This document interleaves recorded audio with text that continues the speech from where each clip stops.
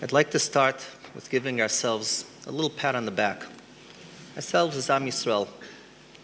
Here we are, sitting in mourning, the Churban, destruction of Batei Mikdash, things that happened many centuries ago, things that we didn't experience ourselves, and we didn't hear from our grandparents because it happened way, way back. Is there any other such phenomenon in the world that a nation sits down to mourn things that happened so long ago? Truly amazing to behold the greatness of Am Yisrael.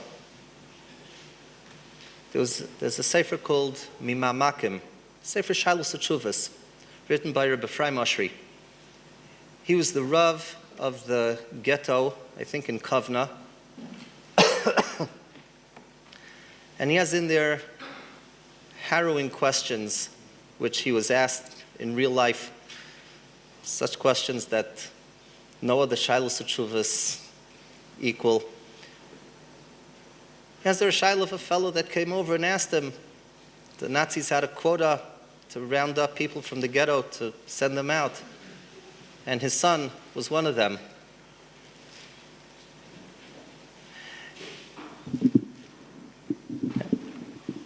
His son was one of them.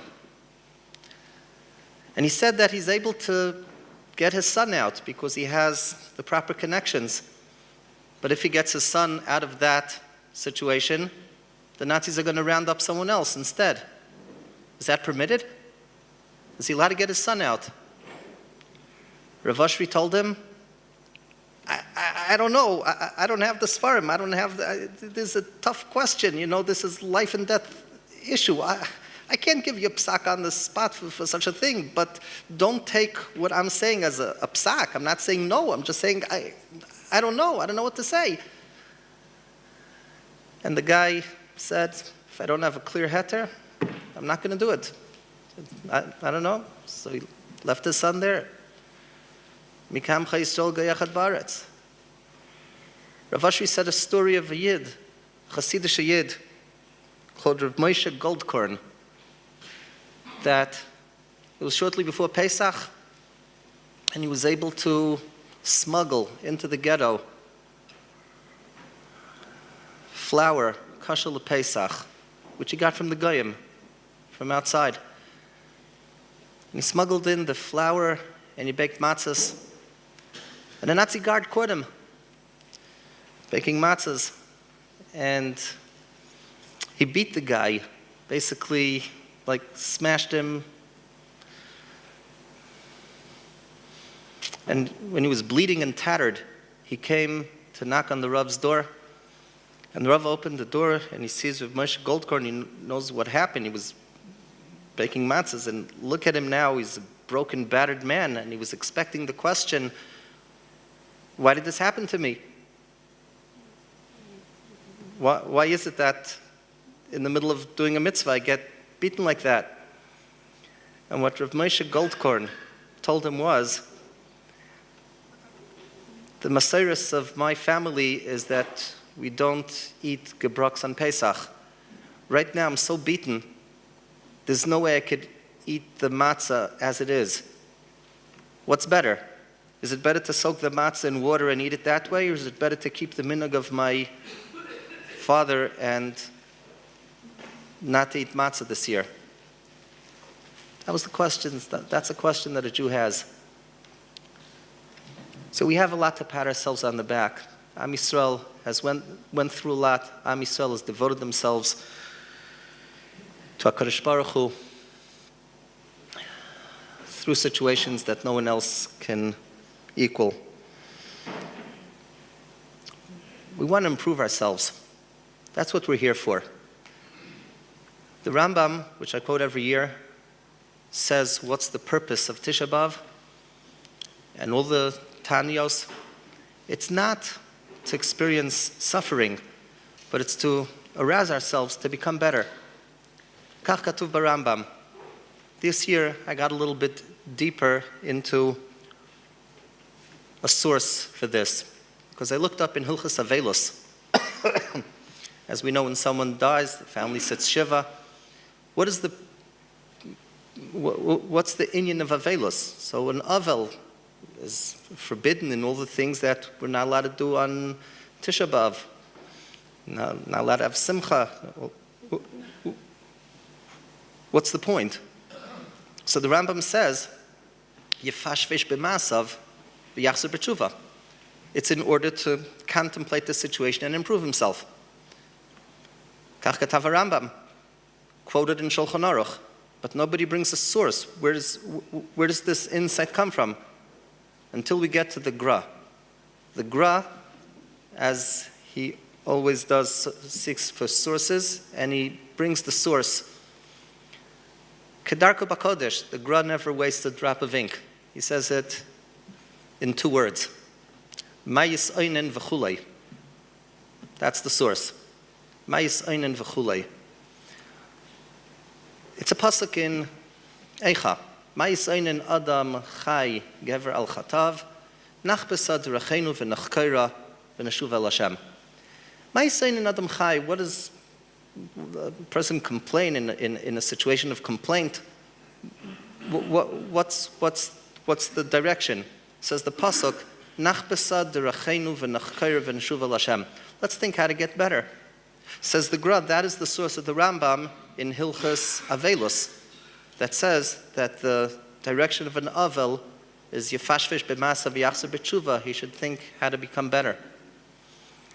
And if so, that is certainly the direction of Tishah B'Av and of all the Taniyos.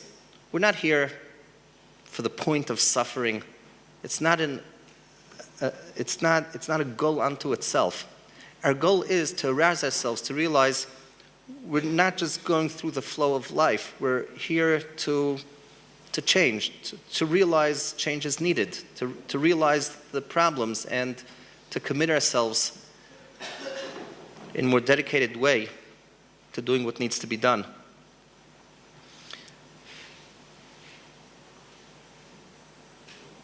The Kloisenberger Rebbe, Zatzal, went through the war, went through the camps. He lost his family. His wife and 11 children were all killed. Right after the war, he got into helping out the Sheris HaPleita.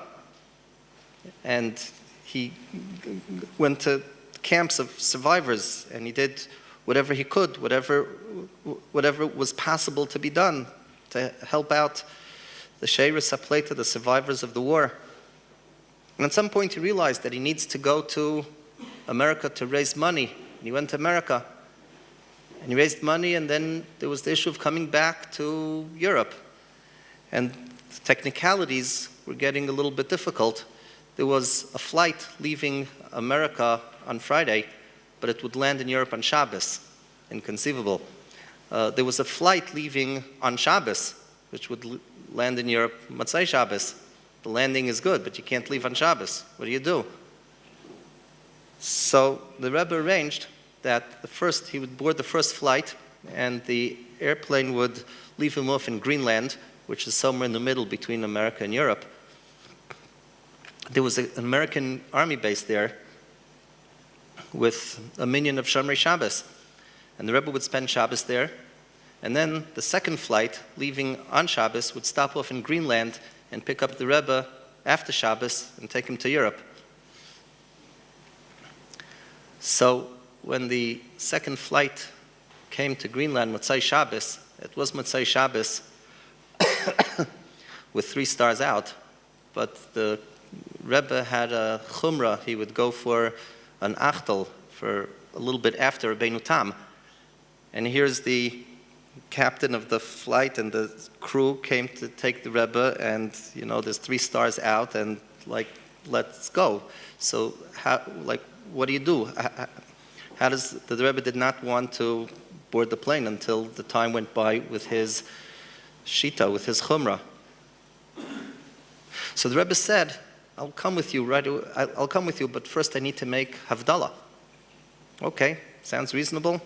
So the Rebbe took the cup, and he started saying, Hine kel Yeshuasi, evtach v'lo yafchad. He said again, Hine kel Yeshuasi, evtach v'lo yafchad. Hashem is my salvation. I will trust and I will not fear. And again he repeated, Hinei kel Yeshuasi, evtach v'lo yefchad. And he went into it more and more, and again, just repeating the pasuk with his slavos the kedusha.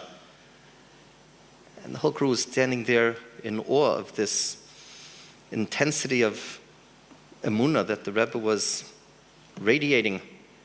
And for a half hour, he just repeated again and again, Hinei kel Yeshuasi, evtach v'lo yefchad. Until the Zman was over, then he finished Havdalah and boarded the plane. And he went on to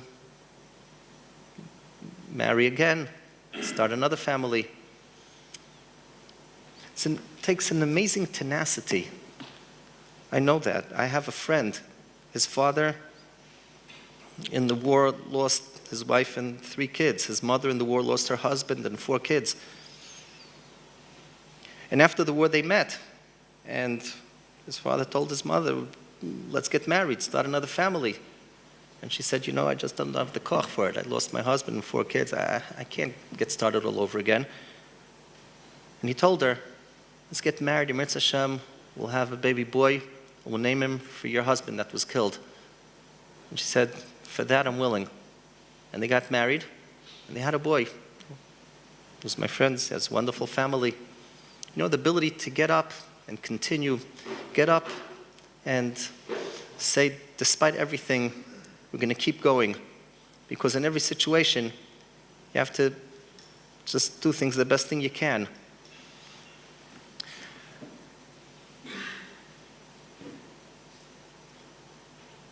In the Kriya this morning, it starts off, Ki seilid banim uvnei vanim v'nei shantem ba'aretz.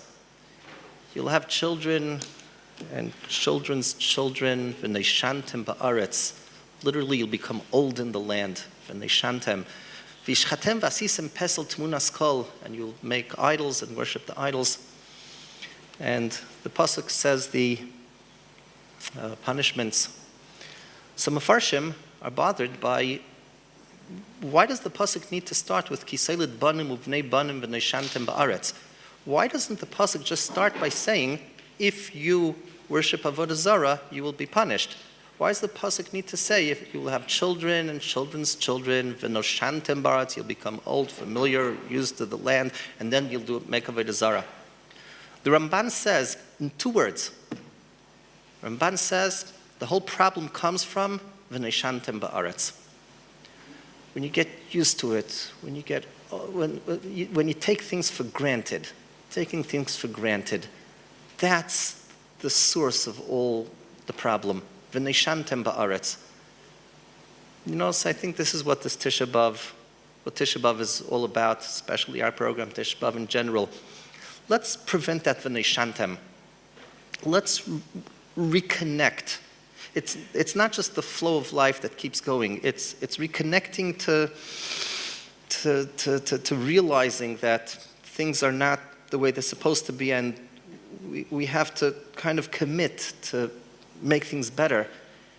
And reconnecting, this Tishah B'Av impacts ourselves deeply, and we realize, it takes. We're not a v'nei shantem ba'aretz. We're not going to allow ourselves to just take things for granted. There's nothing we could take for granted. Everything we have is a schadshus. Everything we have, that maybe is what we can take out of the Tishah B'Av. We want to connect. We want to connect to things, and when you connect to where you're holding, that's the opposite of a v'nei shantem ba'aretz. Connecting is what it's all about. The Chafetz Chaim, there was a story with the Chafetz Chaim in Radin that Reb Chaim Kanievsky said over. When the stipler was nifter, so the medical staff that took care of the stipler at the end of his life came to be Menachem for the Shiva. And Reb Chaim Kanievsky told them a story that happened with the Chafetz Chaim in Radin. He said the Chafetz Chaim approached the pharmacist. There was a pharmacy in Radin. And the Chafetz Chaim approached the pharmacist and told him, he said, my friend, you can deal all day in your business, or you can deal all day in chesed. You can deal all day in business because someone is sick and he comes to you and he needs a medicine, and you've got it. You've got the medicine he needs. So you bought it for 3 rubles and you sell it for 5 rubles and you made your money. And at the end of the month, you have your parnasa. Or you can think to yourself, here's a fellow who needs my help. He's sick and I have the medicines. So I'm going to give him the medicine that he needs. And what are you doing? You're dealing in chesed. You're connecting to the person. It's okay, you bought it for 3 rubles, you sell it for 5 rubles. That's legitimate, because that's your job. But you're involved all day in chesed. You know what? It's a world of a difference. My chavrusa told me, his father is a surgeon. He did his learning, his stage in a veterans hospital in America.